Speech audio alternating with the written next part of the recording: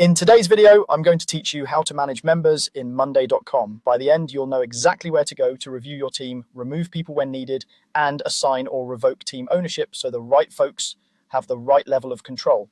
Start by heading to Monday.com in your browser.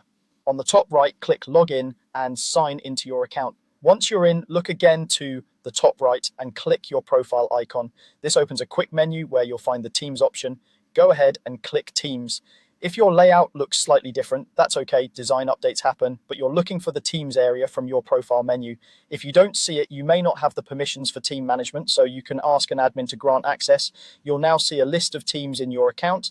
Choose the team you want to manage by clicking its name. This will open the team page where you can view everyone who belongs to that team. Some people may be marked as owners, which indicates they have elevated control over the team. To manage a specific member, move your cursor to their name and click the three dots menu next to it. This small menu is where all member management actions live for that person. If you're on a smaller screen, you might need to scroll or hover for the menu to appear. From here, you have a few options. First, you can remove a person from the team. This is helpful when someone changes departments or no longer needs access to team-level collaboration.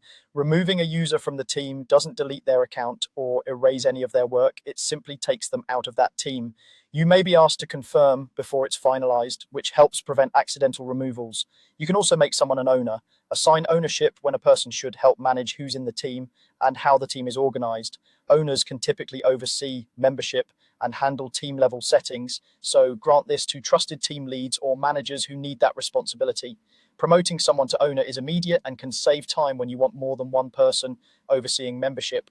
Finally, you can revoke ownership.